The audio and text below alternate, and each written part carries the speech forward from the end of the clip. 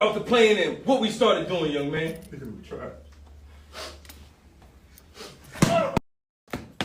Yeah, I curse. And y'all done heard curse words before. And they got parents in here. You know I don't want to leave. And like I told you, I want all these recruits. But they got some corrupt people in this world, some evil people that don't care about kids like I do. So I want y'all to hear the truth from me. I ain't withdrawing my name. I got the receipts. They got all kinds of stuff going on around here. Hoarding these buildings with nothing but trash in them. You understand me? And Dion was right. And I know I'm right.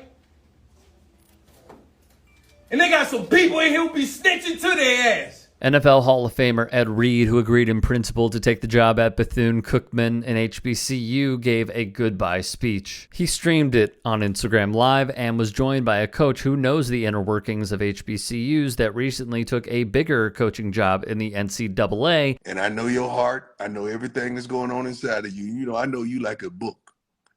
And I know how you feel about them kids, and I know you do not want to leave those kids. So I'm praying for you right now, man, because this is going to be the toughest thing you ever had to do in your life. Sometimes, Ed, you got to walk away, my brother. I know it's tough. I know you don't want to hear it. But sometimes in life, we got to walk away. That being Deion Sanders, who coached at Jackson State and is now at Colorado. I've been mutton and showing. I chose not to. But now I'm out here walking with the football team, picking up trash. But I'm mutting us. Man, get out of here, man. I should leave. I'm not even under contract doing this. I'm mutting us? Man, get out of here, man. They mutt me. These didn't even clean my goddamn office when I got here. I'm mutting y'all? Get your ass, man. Come on, man. Come on, man. All this here was trash in front of me. Who you think got this cleared out? That building right there got trash in it. It's trash. What are you talking about? BCU saw Reed's videos when he toured campus prior to signing the dotted line. He would go on to apologize via his Instagram account for the comments he made about the institution and its staff. Prime was not wrong about what he was saying. All y'all out there with y'all opinions, full of crap, don't know.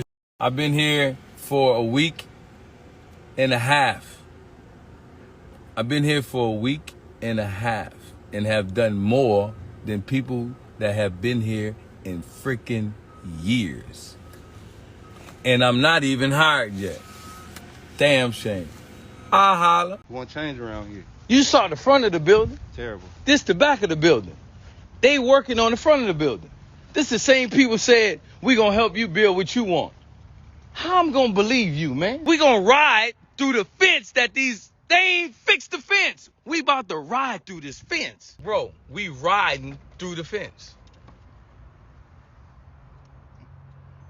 This is track, bro. This is track. This is what they practice on. It's a straightaway. This is intramural field. You can't practice on this. These kids got this to work with.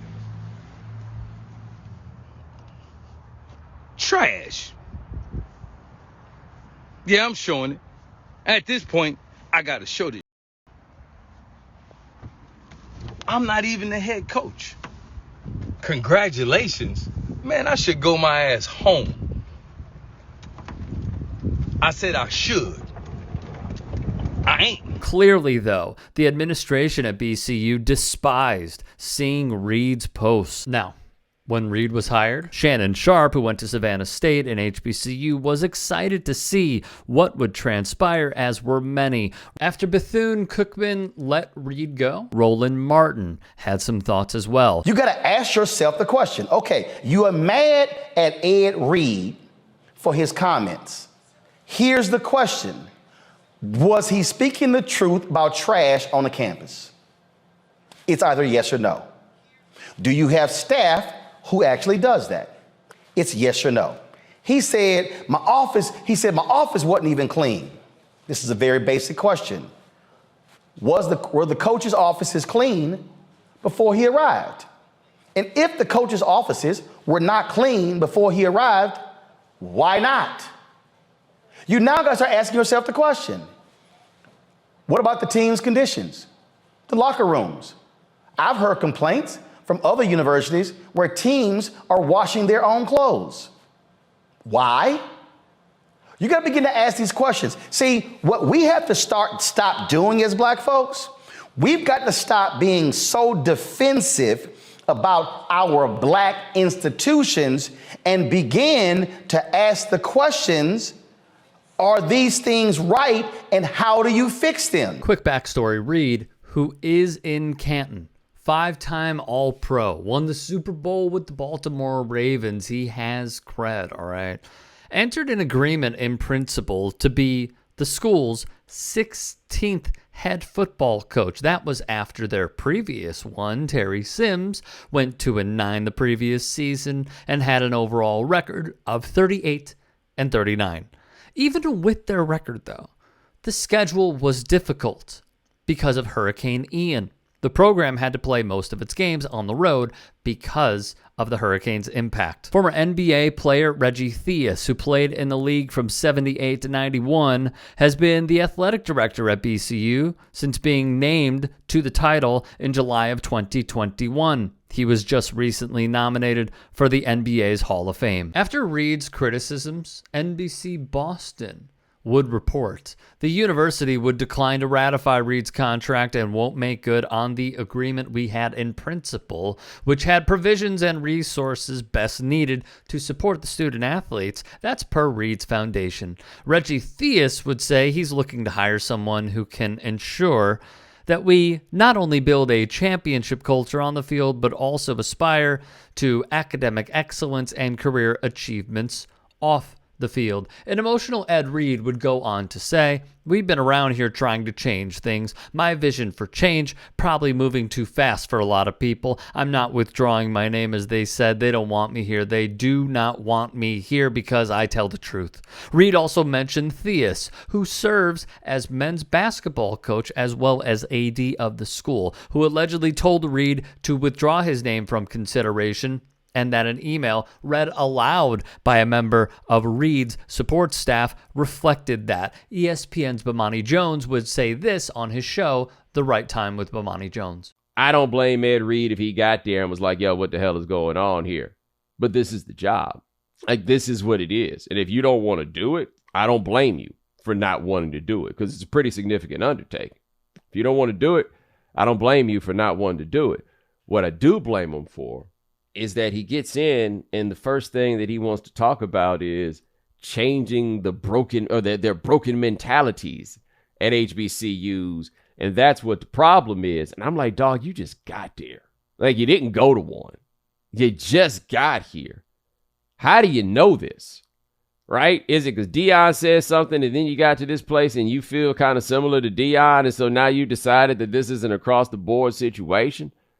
Nah. I don't see that. And this is, again, while also seeing why it is that he would have a problem with some of the things that he was describing. Karan J. Phillips of Deadspin, an HBCU alum, would also write, not only is Reed an outsider when it comes to the HBCU landscape, but he also doesn't check any of the boxes when it comes to coaching or running a program. His lone experience was as an assistant coach in the NFL for one season and serving as an advisor and the chief of staff for the football program at his alma mater, the U, Miami. Reed's decision to run to social media to belittle BCU is very reminiscent of when Deion Sanders did something similar to inform us that his car had been broken into and that some of his personal items had been stolen after his first game. Sanders would later inform us via social media that the items that were taken from his car were returned. It was also later learned that Sanders' things had been moved and not stolen during his coaching debut. Yet the theme of every perspective and angle and take and opinion that I have seen as we serve as the middleman here with Deion Sanders and Ed Reed are the following. Were they the right fit overall? Were they right to air out their grievances in public? And are HBCUs lacking in funding? Was this wrong of them to do so because they say there is a lack of funding that is put into their facilities? Or did they run afoul, per se. One journalist named Chuck Modiano would write of the annual salaries for Deion Sanders and a tight ends coach at Alabama. All colleges exploit student athletes, he would write, but corruption at any HBCU has got nothing on big white schools. Some context for the Ed Reed discussions. Now, on Reed's videos and such, one journalist, reporter, writer, media man who has been in football circles for decades is Mike Freeman. And he wrote the following in his column for USA Today. Bethune-Cookman is named after Mary McLeod Bethune, who is, and this is not an overstatement, one of the greatest Americans who ever lived. The historical standard of excellence doesn't need Ed Reed to save it. It will always live longer and prosper. Dr. Jason Johnson, a political scientist and professor at Morgan State University's School of Global Journalism and Communication, said on NBC's Brother from Another that the comments of both Reed and Sanders are dangerous because they play into the stereotype that HBCUs are failing.